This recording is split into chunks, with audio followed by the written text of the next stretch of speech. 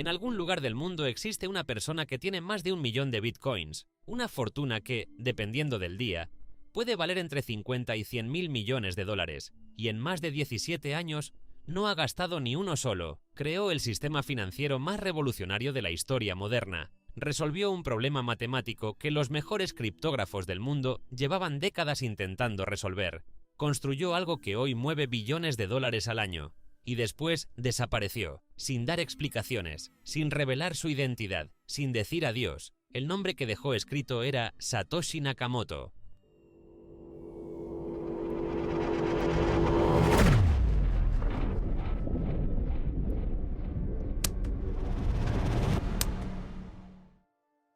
Para entender por qué alguien decidiría crear una moneda digital y luego renunciar a una fortuna incalculable, no debemos mirar el código de programación.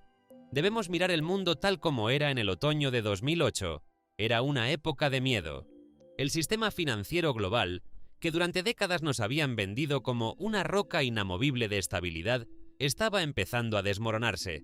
No fue una caída lenta, fue un colapso estrepitoso. Instituciones con siglos de historia, fachadas de mármol y miles de millones en activos se evaporaron en cuestión de semanas. Lehman Brothers, un gigante que parecía demasiado grande para caer, solicitó la quiebra. Las bolsas de todo el planeta entraron en una espiral de pánico. Pero lo peor no fue la caída de los números en las pantallas de Wall Street. Lo peor fue la traición a la confianza de la gente común. Millones de personas vieron cómo sus ahorros, el esfuerzo de toda una vida para pagar una casa o asegurar una jubilación, desaparecían debido a la negligencia y la codicia de unos pocos. La respuesta de los gobiernos fue la chispa que encendió la mecha de la rebelión digital. En lugar de reformar el sistema o exigir responsabilidades, los bancos centrales decidieron imprimir dinero a una escala nunca vista para rescatar a las mismas instituciones que habían provocado la catástrofe. Fue un momento de claridad brutal para muchos. El dinero que tienes en el banco no es realmente tuyo. Es un permiso que el banco te concede, y ese permiso puede ser revocado o devaluado en cualquier momento por una decisión política. Fue en este preciso escenario de desilusión total donde Satoshi Nakamoto decidió actuar.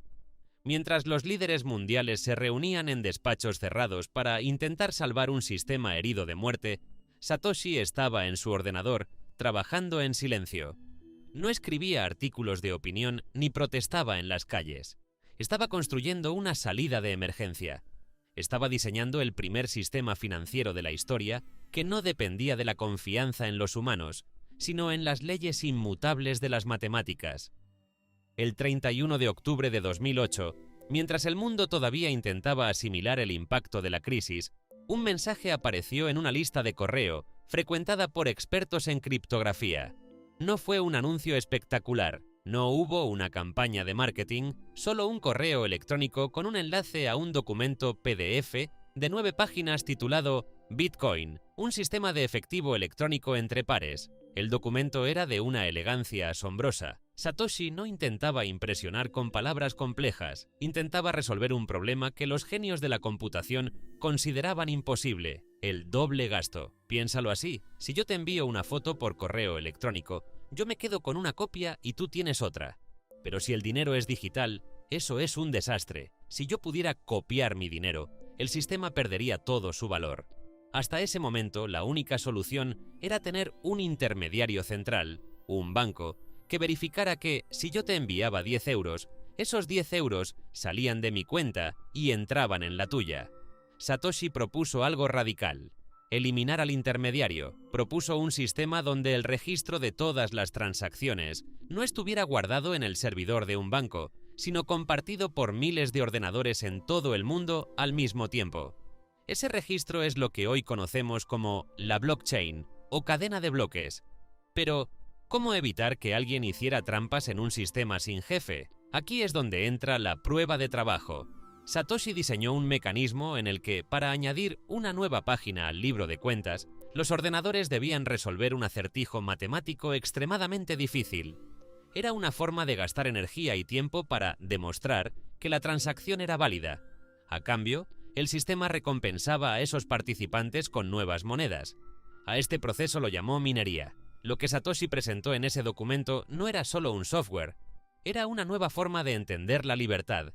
Era dinero que nadie podía imprimir a su antojo, dinero que nadie podía confiscar y dinero que podía viajar a cualquier parte del mundo en cuestión de minutos, sin pedir permiso a ningún gobierno. Satoshi Nakamoto no surgió de la nada. Él era el heredero de un linaje de rebeldes digitales conocidos como los cypherpunks. En los años 90, un grupo de mentes brillantes se dio cuenta de que Internet se convertiría en la herramienta de vigilancia más poderosa de la historia si no se protegía la privacidad mediante la criptografía. Su lema era: la privacidad es necesaria para una sociedad abierta en la era digital. Figuras como David Chaum, Adam Back o Wei Dai intentaron crear versiones de dinero digital años antes que Satoshi, pero todos fallaron en algo. Algunos dependían de una empresa central que el gobierno podía cerrar, otros no lograban que la gente participara de forma masiva. Satoshi estudió todos estos fracasos, aprendió de cada error. Su genialidad no fue solo inventar algo nuevo, sino saber combinar las piezas que ya existían de una forma que nadie había imaginado. Tomó la idea de la prueba de trabajo de Adam Back y la combinó con la teoría de juegos. Entendió que, para que un sistema funcionara sin un líder, los participantes debían tener un incentivo económico para ser honestos. Satoshi era un maestro de la psicología humana, tanto como de la programación. Sabía que el ego y la avaricia son fuerzas poderosas, y diseñó Bitcoin de tal manera que incluso la persona más egoísta del mundo ayudara a mantener la red segura, simplemente por su propio beneficio. Sin embargo, a pesar de basarse en el trabajo de otros, Satoshi mantuvo una distancia prudente. Nunca se unió a las reuniones físicas de los cypherpunks, nunca mostró su cara en una webcam. Se comunicaba únicamente a través de correos electrónicos cifrados y mensajes en foros. Era un fantasma que hablaba en nombre del futuro. El 3 de enero de 2009, a las 18:15:05 GMT, el experimento cobró vida. Satoshi Nakamoto puso en marcha el software y generó el primer bloque de la historia de Bitcoin, el bloque 0, también conocido como el bloque Génesis. En ese momento, Bitcoin no valía nada. No había casas de cambio, no había aplicaciones, no había inversores. Solo eran unos pocos kilobytes de datos moviéndose en el ordenador de Satoshi. Pero dentro de ese primer bloque, el creador dejó una cápsula del tiempo, un mensaje oculto en el código que serviría como el certificado de nacimiento de su revolución. El mensaje era el titular del diario británico The Times de ese mismo día. The Times, 3 de enero de 2009. Chancellor on brink of second bailout for banks. El canciller al borde de un segundo rescate para los bancos. Esa frase no estaba ahí por casualidad. No era simplemente una marca de tiempo para demostrar que el bloque se había creado ese día. Era una declaración de guerra intelectual. Era el recordatorio eterno de por qué Bitcoin era necesario. Porque el sistema financiero tradicional es injusto y necesita ser rescatado constantemente con el dinero del pueblo. Satoshi estaba diciendo: aquí tenéis una alternativa, aquí tenéis un sistema que no necesita ser rescatado. Durante los primeros días, Satoshi era el único que mantenía la red viva. Estaba solo en la oscuridad digital, pero pronto un hombre llamado Hal Finney se unió a él. Hal era un criptógrafo legendario, un defensor de la libertad que fue la primera persona en el mundo en descargar el software de Bitcoin y ejecutarlo. El 12 de enero de 2009, Satoshi le envió 10 Bitcoins a Hal para probar si las transacciones funcionaban. Fue el primer envío de dinero digital descentralizado de la historia. Hal escribiría más tarde que se sentía fascinado por la idea, aunque en ese momento muchos otros expertos se burlaban, diciendo que era una tontería que nunca llegaría a nada. Hal Finney y Satoshi Nakamoto mantuvieron una correspondencia constante durante meses. Colaboraron para corregir errores, mejorar el código y asegurar la red. Pero incluso Hal, que fue su colaborador más cercano, nunca supo quién era Satoshi en realidad. Durante más de un año, el Bitcoin fue un proyecto de nicho para informáticos. No tenía precio. Pero todo cambió el 22 de mayo de 2010. Un programador llamado Laszlo Hanjek entró en un foro y publicó una oferta que hoy parece un chiste. Pagaré 10.000 bitcoins por un par de pizzas. Tal vez 2 grandes para que me sobre algo para el día siguiente. Otro usuario aceptó el trato. Compró 2 pizzas en una cadena local usando su tarjeta de crédito y Laszlo le transfirió los 10.000 bitcoins. Ese fue el momento exacto en que Bitcoin dejó de ser un experimento de software para convertirse en dinero. Por primera vez, alguien había intercambiado algo físico y tangible por el código de Satoshi. En aquel momento, 10.000 bitcoins valían unos $40. Hoy, esa cifra es tan alta que marea. Esas 2 pizzas son, oficialmente, la comida más cara de la historia de la humanidad. Pero para Satoshi y los primeros adoptantes, el precio no era lo importante. Lo importante era que el sistema funcionaba en el mundo real. A partir de ahí, el crecimiento fue imparable. El precio subió a 1 céntimo, luego a 10 céntimos, luego a $1. Bitcoin empezó a atraer a una comunidad diversa, desde libertarios que odiaban los bancos centrales, hasta inversores de riesgo que veían el potencial tecnológico. Pero mientras la red crecía, el creador empezaba a sentirse incómodo. Fue en 2010 cuando Bitcoin empezó a llamar la atención de algunos sectores controvertidos. La organización Wikileaks, liderada por Julian Assange, estaba sufriendo un bloqueo financiero internacional por parte de los grandes bancos y procesadores de pagos. La comunidad empezó a sugerir que Wikileaks usara Bitcoin para recibir donaciones y eludir el bloqueo. Satoshi reaccionó con una preocupación genuina. Escribió en los foros: no traigan esta atención ahora. Bitcoin es un pequeño experimento en su infancia. El enjambre de avispas se dirige hacia nosotros, y si nos atacan ahora, nos aplastarán. Él entendía que su creación todavía era frágil. Sabía que si los gobiernos veían a Bitcoin como una amenaza directa a su control, antes de que fuera lo suficientemente grande, lo destruirían. Poco después de este incidente, los mensajes de Satoshi empezaron a ser más breves. Empezó a delegar el control del código a un desarrollador llamado Gavin Andresen. Le entregó las llaves que permitían enviar alertas a toda la red y se alejó de los foros de discusión. El 23 de abril de 2011, Satoshi envió su último mensaje conocido. Fue un correo electrónico corto a un colega. Decía: he pasado a otras cosas. El proyecto está en buenas manos con Gavin y los demás. Y así, sin más, sin una explicación de quién era, sin una foto de despedida, sin reclamar la gloria por haber inventado la tecnología más disruptiva del siglo, Satoshi Nakamoto se desconectó de Internet y desapareció en las sombras. No volvió a responder correos, no volvió a publicar en los foros. Sus cuentas de usuario quedaron en silencio. El hombre que había encendido la mecha de la revolución financiera se marchó justo cuando la explosión empezaba a ser visible para el mundo. Desde el día de su desaparición, el mundo se ha obsesionado con descubrir la identidad de Satoshi. Periodistas de élite, detectives digitales y analistas lingüísticos han pasado años buscando pistas.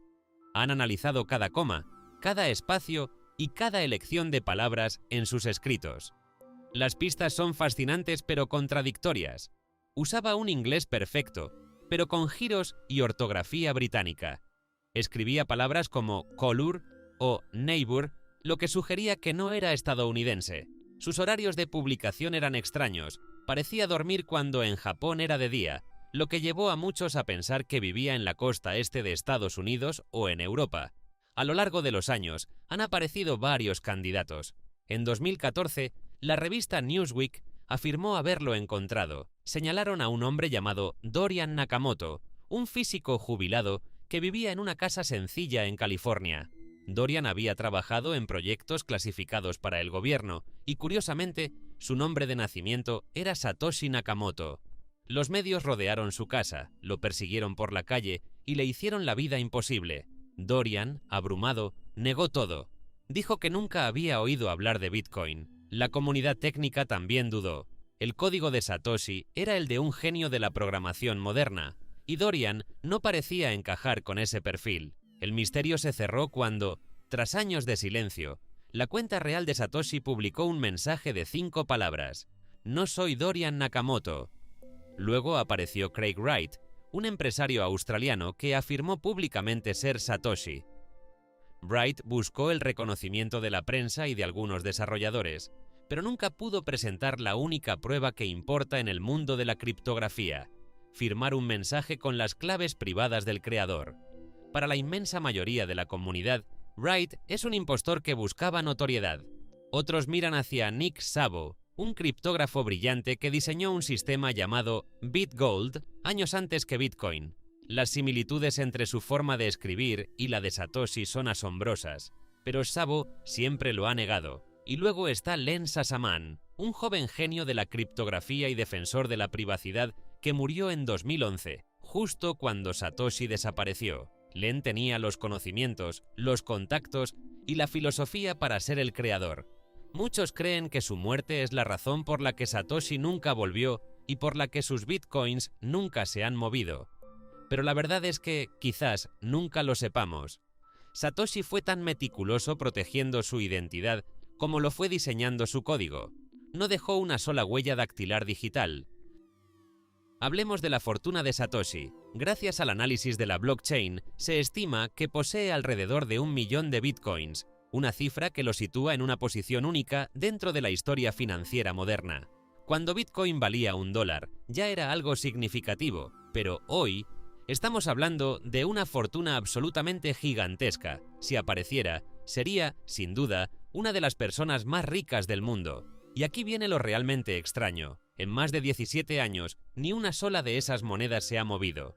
Esto nos deja 3 teorías inquietantes: que Satoshi haya fallecido, que haya perdido el acceso a sus claves, o que haya decidido, de forma consciente, no tocarlos nunca, porque venderlos habría hecho pensar que todo esto fue creado únicamente para enriquecerse. Al dejarlos intactos, demostró que Bitcoin no iba de dinero, sino de cambiar el sistema. Pero el misterio ha dado un giro reciente. El 8 de abril de 2026, una investigación del New York Times señaló directamente a Adam Back como posible creador. El reportaje, basado en años de análisis y testimonios de expertos en criptografía, asegura haber encontrado lo que llaman un ADN digital: patrones de programación, estructuras de código y formas de resolver problemas que coinciden con sus trabajos académicos de los años 90. Además, la investigación analiza foros y correos antiguos, sugiriendo que Satoshi pudo usar múltiples identidades para debatir consigo mismo y desviar la atención. A esto lo llaman la coartada de espejo. Back lo niega rotundamente. Afirma que todo es pura ficción. Esto podría ser una simple coincidencia, o quizá la verdad empezando a salir a la luz. La pregunta más importante no es quién es Satoshi Nakamoto. La pregunta es ¿por qué decidió desaparecer? En nuestro mundo moderno, estamos acostumbrados a que todo tenga un líder. Apple tenía a Steve Jobs, Amazon tiene a Jeff Bezos. Los países tienen presidentes. Siempre buscamos a alguien a quien culpar cuando las cosas van mal, o a quien alabar cuando van bien. Pero Bitcoin fue diseñado para ser descentralizado. Eso significa que no debe haber nadie al mando. Si Satoshi se hubiera quedado, se habría convertido en un punto débil para el sistema. Los gobiernos habrían ido a por él, lo habrían presionado para que cambiara las reglas de Bitcoin, para que censurara transacciones o para que ayudara a rastrear a los usuarios. Si Satoshi seguía presente, Bitcoin siempre sería el proyecto de ese tipo. Al desaparecer, Satoshi le dio a Bitcoin el regalo de la neutralidad. Al no tener un creador visible, la primera criptomoneda de la historia no tiene cabeza que cortar. No hay ninguna oficina a la que enviar una orden judicial. No hay ningún político al que se pueda corromper. Satoshi entendió que para que Bitcoin fuera verdaderamente dinero global, debía pertenecer a todo el mundo y a nadie al mismo tiempo. Al irse, convirtió a Bitcoin en algo parecido al lenguaje o a las matemáticas. Nadie es dueño del número pi y nadie es dueño de la lengua española. Simplemente existen y los usamos. Satoshi cometió el acto de humildad más grande de la historia de la tecnología. Renunció al poder, a la fama y a la riqueza para que su idea pudiera ser libre. Se convirtió en un mito para que su obra pudiera ser una realidad inamovible. Hoy, casi 2 décadas después de aquel primer bloque, el mundo de Satoshi Nakamoto es una realidad imparable. Bitcoin ha pasado de ser un experimento de frikis a ser un activo de reserva mundial. Empresas que cotizan en bolsa guardan miles de millones en Bitcoin. Algunos países lo han adoptado como moneda de curso legal. Personas en lugares con hiperinflación usan Bitcoin como balsa de salvamento para proteger el fruto de su trabajo. Satoshi nos demostró que no necesitamos el permiso de un banco para enviar dinero a nuestra familia al otro lado del mundo. Nos demostró que la tecnología puede proteger nuestros derechos mejor que cualquier ley escrita en un papel. Nos dio una herramienta para la libertad individual en una era de vigilancia constante. Pero el legado de Satoshi va más allá del precio de una moneda. Su legado es la idea de que podemos organizarnos sin intermediarios. La tecnología blockchain se está usando ahora para crear sistemas de votación más transparentes, para asegurar la propiedad privada y para devolverle a la gente el control sobre sus propios datos digitales. Satoshi Nakamoto encendió un fuego que nadie puede apagar. Su código sigue funcionando, bloque tras bloque, cada 10 minutos, sin descanso. No importa lo que digan los políticos o los banqueros, Bitcoin sigue ahí, inmutable, seguro y abierto para cualquiera que quiera usarlo. Al final, la historia de Satoshi Nakamoto es la de una revolución financiera. No sabemos si era un hombre, una mujer o un grupo de personas, ni si actuaba por cuenta propia o con algún tipo de respaldo institucional. Tampoco sabemos si sigue vivo, viendo cómo evoluciona su creación, o si desapareció hace años en el anonimato. Lo que sí sabemos es que eligió el silencio, prefirió ser un nombre en una pantalla antes que una figura pública. Renunció al protagonismo y dejó que el proyecto hablara por sí mismo. Pudo haber reclamado reconocimiento, influencia y riqueza, pero optó por apartarse y poner el foco en la idea, no en su identidad. En un entorno obsesionado con la visibilidad y el éxito personal, su decisión va en sentido contrario: construir algo relevante y desaparecer. Su mayor logro no fue solo resolver el problema del doble gasto, ni diseñar la blockchain, fue irse. Si este vídeo te ha gustado, apóyalo con un like, suscríbete y activa la campanita para no perderte lo que viene. Y cuéntame en los comentarios tu teoría. ¿Quién crees que es Satoshi Nakamoto? Este es un nuevo canal en el que las historias que están detrás del dinero merecen ser contadas. Gracias por llegar hasta el final.